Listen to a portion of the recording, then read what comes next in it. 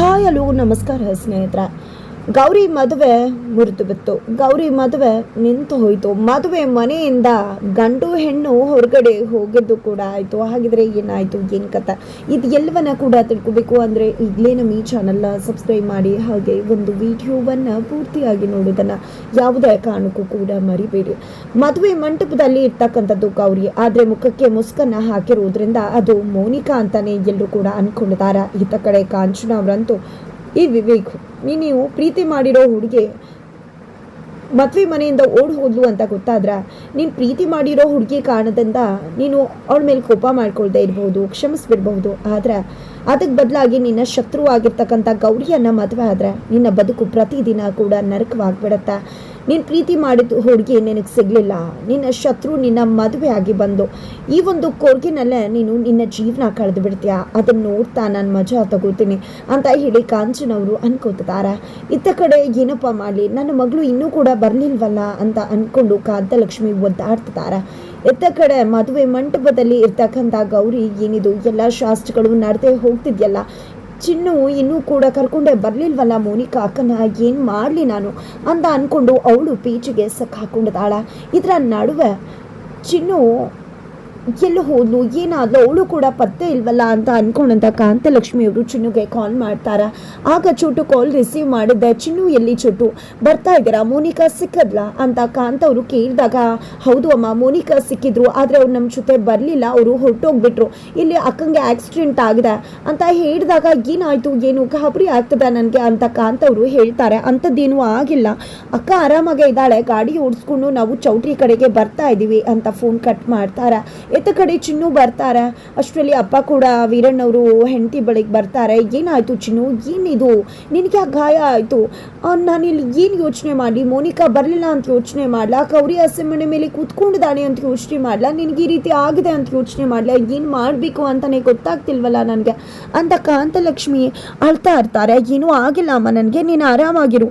ಅಕ್ಕ ಏನು ಮಾಡಿದ್ಲು ಗೊತ್ತಾ, ಅಕ್ಕ ನಮಗೆ ಸಿಕ್ಕಿದ್ಲು, ಆದರೆ ಕಾರಲ್ಲಿ ಗುದ್ದೆ ಹೊರಟೇ ಬಿಟ್ಲು ಅವಳಿಗೆ ಈ ಮದುವೆ ಇಷ್ಟ ಇಲ್ಲ ಅಂತ ಹೇಳಿ ಚಿನ್ನಿ ಹೇಳಿದಾಗ ನಿಜಕ್ಕೂ ಏನು ಮಾಡಬೇಕು ಅಂತ ತೋಚದೆ ಕಾಂತವರು ಒದ್ದಾಡ್ತಿರ್ತಾರೆ.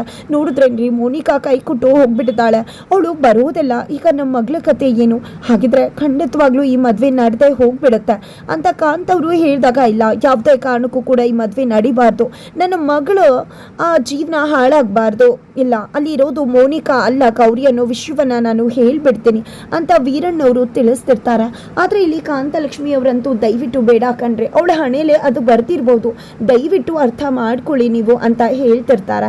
ಇತ್ತ ಕಡೆ ಮಾಂಗಲ್ಯ ಸೂತ್ರಕ್ಕೆ ಎಲ್ಲರ ಆಶೀರ್ವಾದ ತೆಗೆದುಕೊಂಡು ಬನ್ನಿ ಅಂತ ಹೇಳಿ ಪುರೋಹಿತರು ಅದನ್ನ ಕಾಂಚನ್ ಅವ್ರಿಗೆ ಕೊಟ್ಟಾಗ ಕಾಂಚನ್ ಅವರು ಎಲ್ಲರ ಹತ್ರ ಆಶೀರ್ವಾದ ತಗೊಂಡಿದ್ದೆ. ವೀರಣ್ಣ ಹಾಗೆ ಕಾಂತಲಕ್ಷ್ಮಿ ಅವ್ರ ಹತ್ರ ಕೂಡ ಆಶೀರ್ವಾದ ತಗೋತಾರೆ. ನನ್ನ ಮಗಳಿಗೆ ಒಳ್ಳೇದಾಗ್ಲಿ ಅಂತಾನೆ ಆಶೀರ್ವಾದ ಮಾಡ್ತಾರೆ ಅಪ್ಪ ಅಮ್ಮ. ಆದ್ರೂ ಕೂಡ ತನ್ನ ಮಗಳು ಬದುಕು ಹಾಳಾಗಬಾರ್ದು, ನಮ್ಮ ಮನೆಗೆ ಇಷ್ಟೆಲ್ಲ ಮಾಡಿರೋ ಮಗಳು ಇವತ್ತು ಮೋನಿಕಾ ಬರ್ತಾಳೆ ಅಂತ ಕಾಯ್ಕೊಂಡು ಮನೆ ಮರ್ಯಾದೆ ಉಳಿಸೋದಕ್ಕೆ ಅಲ್ಲಿ ಹೋಗಿ ಕುತ್ಕೊಂಡಿದ್ದಾಳೆ, ಮತ್ತೆ ಅವಳ ಬದುಕಿನ ಜೊತೆ ಆಟ ಆಡುವುದಿಲ್ಲ ಅಂತ ಹೇಳಿದ ಆ ಒಂದು ಮದುವೆಯನ್ನ ನಿಲ್ಲಿಸೋದಕ್ಕೆ ಮುಂದಾಗ್ತಿದ್ದಾರೆ. ಇತ್ತ ಕಡೆ ಪುರೋಹಿತರು ತಾಳಿ ಕಟ್ಟಿ ಅಂತ ವಿವೇಕ್ಗೆ ತಾಳಿ ಕೊಟ್ಟಾಗ, ಇಲ್ಲಿ ಇನ್ನೇನು ತಾಳಿ ಕಟ್ಟೇ ಬಿಟ್ರಲ್ಲ, ಇಲ್ಲ ಇದು ನಂದು ತಪ್ಪಾಗ್ಬಿಡತ್ತೆ, ನಾನು ಈ ರೀತಿ ಇರಬಾರ್ದು, ಶಾಸ್ತ್ರಗಳಿಗೆಲ್ಲ ಮೋಸ ಮಾಡ್ತಿದ್ದೀನಿ, ಶಾಸ್ತ್ರ ಮಾಡಬೇಕಾಗಿರೋದು ಮೋನಿಕಾ ಅಕ್ಕ, ಆದರೆ ನಾನು ಇದನ್ನೆಲ್ಲ ಮಾಡ್ತಾ ಇದ್ದೀನಿ, ಸಂಪ್ರದಾಯಕ್ಕೆ ಅಪಚಾರ ಮಾಡ್ತಿದ್ದೀನಿ, ಇಲ್ಲ ನನ್ನಿಂದ ಯಾವುದೇ ಕಾರಣಕ್ಕೂ ಇಂಥ ತಪ್ಪು ನಡಿಬಾರ್ದು, ಈ ಮದುವೆ ನನ್ನ ಜೊತೆ ಆಗಬಾರ್ದು ಅಂತ ಯೋಚನೆ ಮಾಡಿದ ತಾಳಿ ಕಟ್ಟೋಕೆ ಬಂದಂತ ವಿವೇಕನನ್ನೇ ತಾಳಿ ಹಿಡಿದು ನಿಲ್ಲಿಸ್ಬಿಡ್ತಾಳೆ. ಇಲ್ಲಿ ಗೌರಿ ತಕ್ಷಣ ಎಲ್ಲರೂ ಕೂಡ ಗಾಬರಿ ಆಗ್ತಾರೆ. ಕಾಂತವರು ಏನಪ್ಪ ನನ್ನ ಮಗಳು ಯಾಕೆ ರೀತಿ ಮಾಡಿಬಿಟ್ಲು ಅಂತ ಅನ್ಕೊಂಡಿದ್ದೆ, ಪೇಚಿಗೆ ಸಿಕ್ಕಾಕೊಂಡಿದ್ದೆ, ಅಪ್ಪ ನಾನು ಮಾಡಬೇಕಾಗಿರೋ ಕೆಲಸವನ್ನ ನನ್ನ ಮಗಳೇ ಮಾಡ್ತಿದ್ದಾಳೆ ಅಂತ ಖುಷಿ ಪಡ್ತಾರೆ. ನಂತರ ಕಾಂತಲಕ್ಷ್ಮಿ ಬಂದಿದೆ, ಯಾಕೆ ಮಗಳೇ ಏನು ಮಾಡ್ತಿದ್ಯಾ ಗೌರಿ ಅಂತ ಹೇಳಿದಾಗ, ಅಮ್ಮ ಮೋನಿಕಾ ಅಕ್ಕ ಎಲ್ಲಿ ಅಮ್ಮ ಅಂತ ಗೌರಿ ಪ್ರಶ್ನೆ ಮಾಡ್ತಿದ್ದಾಳೆ. ಇಲ್ಲ ಚಿನ್ಮಯಿ ಹಾಗೆ ಬಂದ್ಬಿಟ್ಲು, ಮೋನಿಕಾ ಬರಲಿಲ್ಲ, ಮೋನಿಕಾ ಹೊಟ್ಟೋಗ್ಬಿಟ್ಲು ಕಣ, ನೀನೇ ಹಸೆಮಣೆ ಮೇಲೆ ಕೂತುಕ ತಾಳಿ ಕಟ್ಟಿಸ್ಕೊಂಡ್ಬಿಡಮ್ಮ ಅಂತ ಹೇಳ್ತಿದ್ದಾರೆ. ಏನಮ್ಮ ಮಾತಾಡ್ತಿದ್ಯಾ, ಅದಂತೂ ಸಾಧ್ಯನೇ ಇಲ್ಲ ಅಂತ ಗೌರಿ ಹೇಳ್ತಿದ್ದಾರೆ. ಏನಿದಲ್ಲ ನಿಮ್ಮ ಮಗಳು ಯಾಕೆ ರೀತಿ ತಡೀತಿದ್ದಾಳೆ ಅಂತ ಹೇಳಿ ದಿನ ಬಂದು ಫ್ಯಾಮಿಲಿ ಪ್ರಶ್ನೆ ಮಾಡ್ತಿದ್ದಾರೆ. ಅದು ಹಾಗಲ್ಲ, ನನ್ನ ಮಗಳು ಬಿಟ್ಟು ನಾನು ಎಲ್ಲೂ ಇರಲಿಲ್ಲ ಅಲ್ವಾ, ಅದಕ್ಕೋಸ್ಕರ ಇವಾಗ ನಾನು ಇಲ್ಲಿಲ್ವಲ್ಲ ಅದಕ್ಕೆ ಆತಂಕ ಪಟ್ಕೊಂಡು ಆ ರೀತಿ ತಡೆದಿದ್ದಾಳೆ ಅಷ್ಟೇ, ನನ್ನ ಬುದ್ಧಿ ಹೇಳ್ತಿದ್ದೀನಿ, ಎಲ್ಲ ಕೂಡ ಸರಿ ಹೋಗುತ್ತೆ ಅಂತ ಹೇಳಿದೆ. ಪ್ಲೀಸ್ ಗೌರಿ ತಾಳಿ ಕಟ್ಟಿಸ್ಕೊಂಡ್ಬಿಡೆ, ದಯವಿಟ್ಟು ನನ್ನ ನನ್ನ ಮರ್ಯಾದೆ ಉಳಿಸೆ, ನನ್ನ ಪ್ರಾಣ ಉಳಿಸೆ ಅಂತ ಹೇಳಿ ಅಮ್ಮ ಕೇಳ್ಕೊತಾರೆ. ನಂತರ ಇಲ್ಲಿ ತಾಳಿ ಕಟ್ಟೋಕೆ ಅಂತ ಬಂದಂತಹ ವಿವೇಕನ ತಾಳಿಯನ್ನ ಕೈಯನ್ನ ತೆಗೆದಂತಹ ಗೌರಿ ತನ್ನ ಪರದಿಯನ್ನ ಕೊನೆಗೂ ತೆಗ್ದೇ ಬಿಡ್ತಾಳೆ. ಅಮ್ಮ ಬೇಡ ಅಂತ ಹೇಳಿದ್ರು, ಆದರೂ ಕೂಡ ಇಲ್ಲಿ ತನ್ನಿಂದ ಮೋಸ ಮಾಡೋದಕ್ಕೆ ಇಷ್ಟ ಇಲ್ಲ ಅಂತ ನಿರ್ಧಾರ ಮಾಡಿದಂತಹ ಗೌರಿ ತನ್ನ ಮುಖಕ್ಕೆ ಆಗಿದಂತಹ ಪರದಿಯನ್ನು ತೆಗಿತಿದ್ದಾಗೆ ಇಡೀ ಚೌಟ್ರಿನೇ ತತ್ತರಿಸಿ ಹೋಗುತ್ತೆ.